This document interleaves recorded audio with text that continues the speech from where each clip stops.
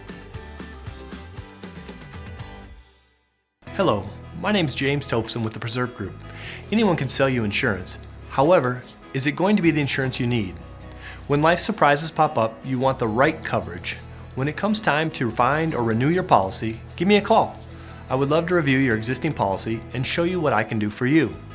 You can email me at james@mypreservegroup.com or give me a call at 651-728-4334. Hi, I'm Kirk Duckwall with BRIX Real Estate and the Twin Cities Real Estate Show. Buying or selling a home is one of the biggest financial transactions people make. Before you make your next move, download our free Smart Home Buyer or Smart Seller guides to give you the edge in our real estate market. From deal hunting to knowing the right repairs for maximizing value, these free guides have it all. Check them out and more at BRIXTwinCities.com under publications.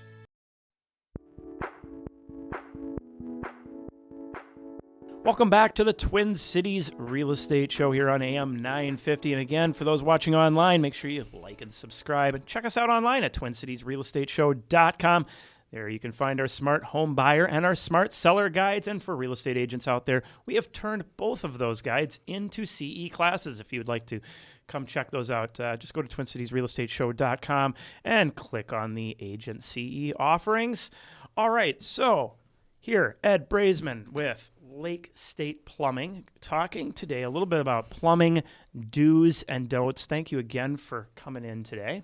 Thank you for having me. Ben, I had to cut you off with 5 seconds to go there on the coming out of the last break. What question did you have? Yeah, I was when you're getting into the field. Obviously, it is a complicated field that I think a lot of people don't really understand exactly what goes into the plumbing field. You know, what do you kind of see as things that people maybe misperceive or misunderstand about the plumbing field? There are certain intricacies involved that require foresight, and it is the foresight to pay attention to about every other trade involved in, building and maintenance and things like that, to make sure that when we leave, everything flows properly, pun intended. You mean you can't do just like a terrible job and then just let the sheetrockers fix it like a lot of contractors? No. And it's, but it's even certain things like paying attention to the heights that you leave fixtures, the heights at which you put water piping, vents, things like that, and understanding that there are people that are going to come and work after you. And then there's the functionality aspect of it all. So paying attention to not basically, pigeonhole the next person or the next set of people in whatever you're doing at the moment. Yeah, you got to kind of see yourself as that team, energy going towards the remodel or whatever. So you're all working together towards that common goal. Very much so. And we work with buyers and sellers a lot. Inspecting homes, kind of doing light inspections. What are certain things that you might want to advise somebody who's shopping for a house as their first time home? What would you look for in regards to plumbing, good and bad? Turn on everything. Just turn on everything. Run everything almost to an obscene. Yeah. The pop-up rods on lavatory sinks. Little things that nobody would ever think to go and touch. Mess with them. See if the sink does it drain properly? Is anything backing up?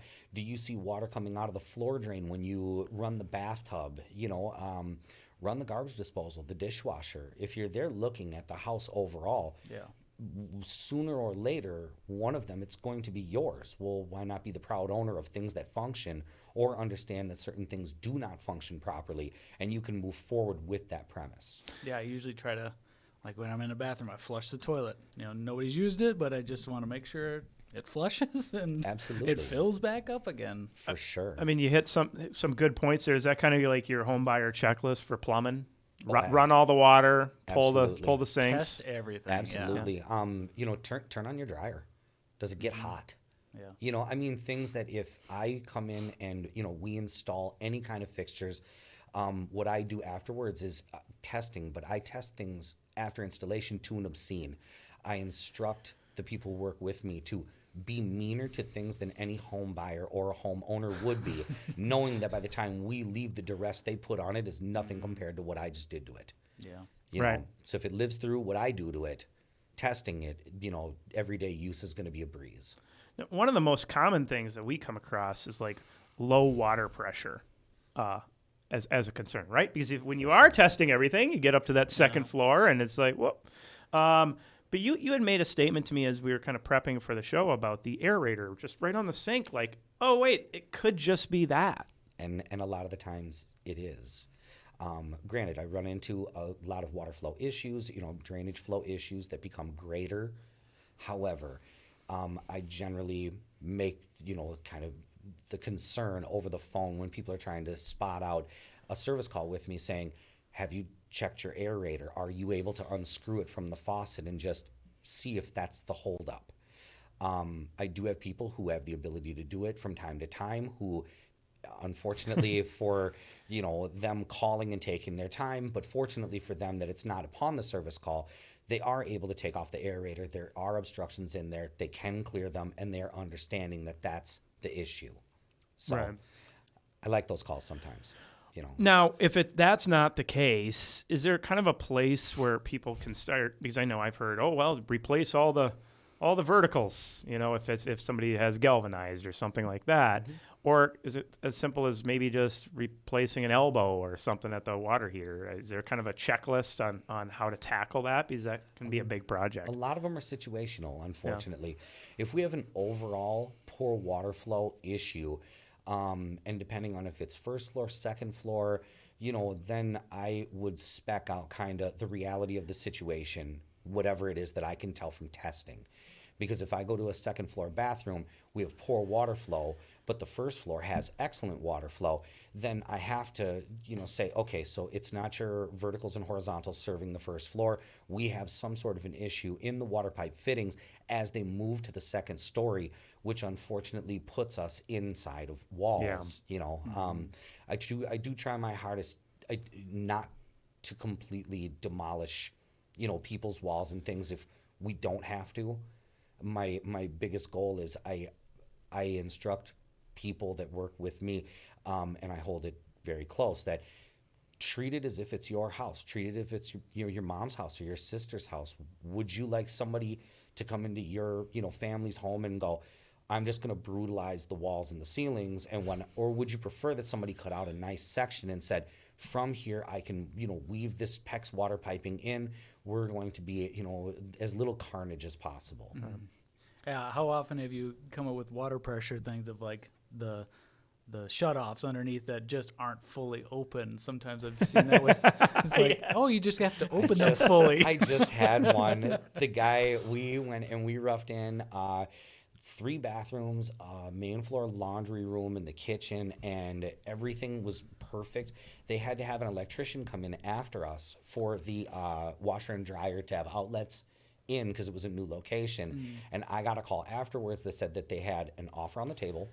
Everything was good, but water wasn't getting to the washing machine. And I said, well, when we left, obviously, I tested everything and all that. I said, and I hooked up an extension cord to the washer and dryer just to make sure that everything fired properly, but you need outlets.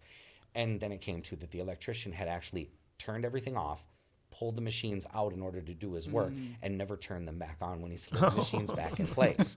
So I was happy that was the case, because you're working with like finished sheetrock walls and ceilings, which is not a place you want to be. Yeah, don't want to redo that. No, especially if somebody just goes, oh, I didn't connect that line inside the sheetrock ceiling, and you go, that is borderline horrible. So we try not to do that. Oh, for sure. Do you ever see anything that's like kind of Minnesota specific that you run across as for issues or things people? I mean, immediately I think of like water shutoffs, or frozen pipes. Yeah.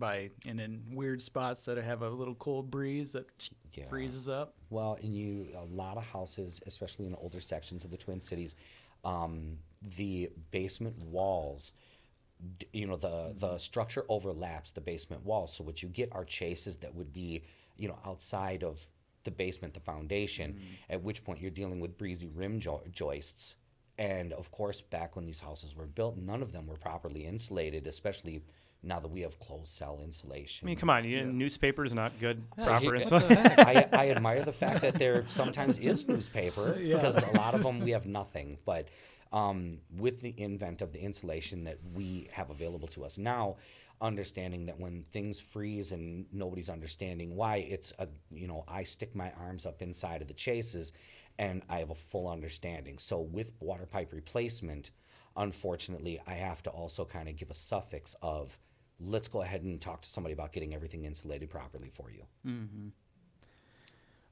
You were mentioning that one of the things that you come across is like old water mains and crusty water mains, and how people don't really pay attention to that. They're not focusing necessarily on the proper things. They're all worried about the laundry tub faucet.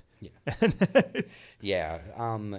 A lot of the time it's things that people can put their hands on that they're using or looking at every single day that becomes more of a priority than something that may be a bit more pertinent, such as your water main.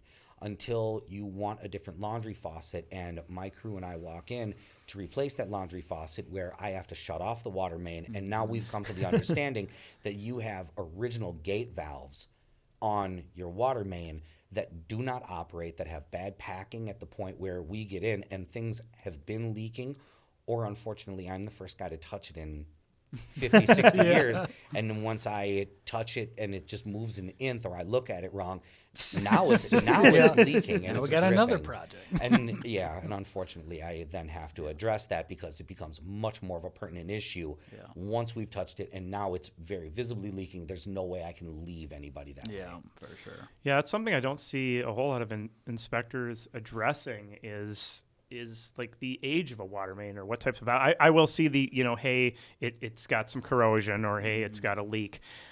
These segments always go by so fast. We got to take another commercial break. When we come back, I want you to give your best plumbing story that you got in our last couple of minutes. Check us out online, TwinCitiesRealEstateShow.com. We'll be right back.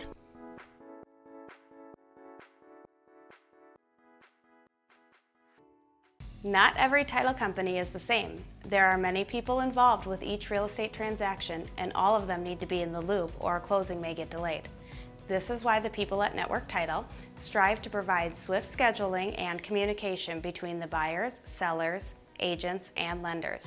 We know moving can be stressful, however, your closing does not need to be. Check us out online at network-title.com. Hello, my name's James Topson with the Preserve Group. Anyone can sell you insurance. However, is it going to be the insurance you need? When life surprises pop up, you want the right coverage. When it comes time to find or renew your policy, give me a call. I would love to review your existing policy and show you what I can do for you. You can email me at james@mypreservegroup.com or give me a call at 651-728-4334. When shopping for a mortgage, there is a formula to get the best rate. With the market today, knowing this formula is more important than ever. My name is Chad Preby with Bell Bank Mortgage. I have over 20 years experience in the mortgage industry and in home buying education. I'd like to share this useful tool with you to help you shop for your mortgage. You can find me at chadpreby.com or call me at 651-207-9274.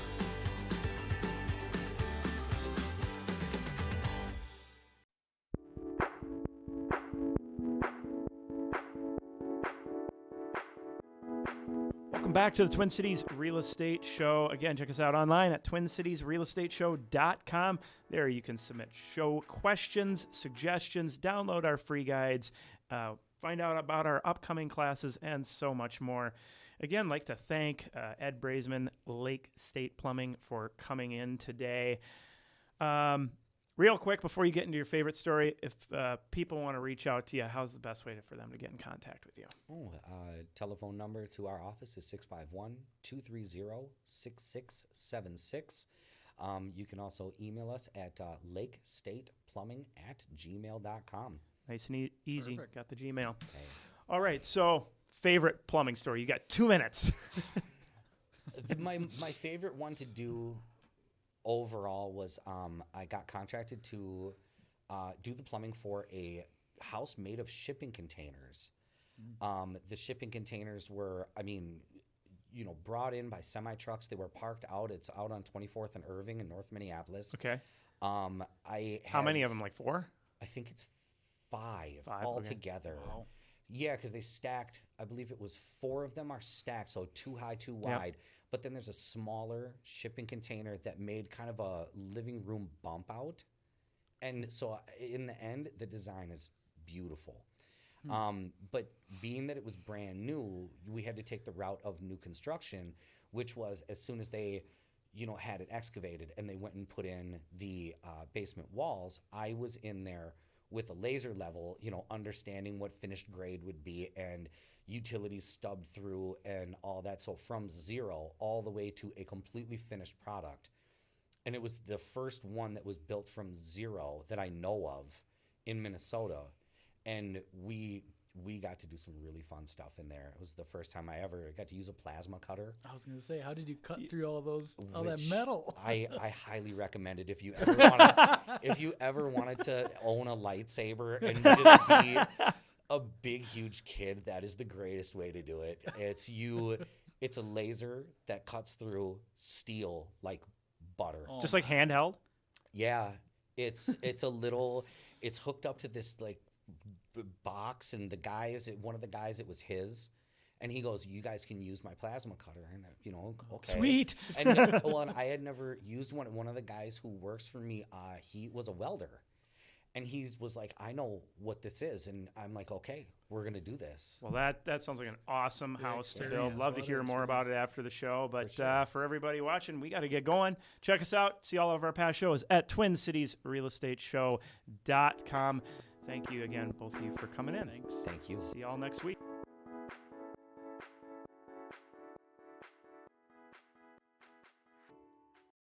People always ask realtors, what is your commission?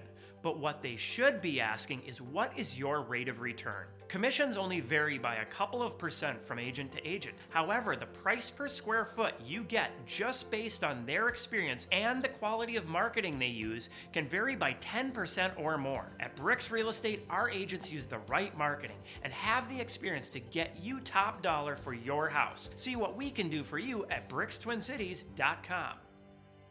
Not every title company is the same. There are many people involved with each real estate transaction, and all of them need to be in the loop or a closing may get delayed.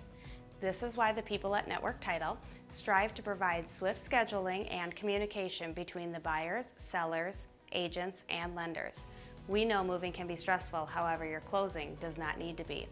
Check us out online at network-title.com.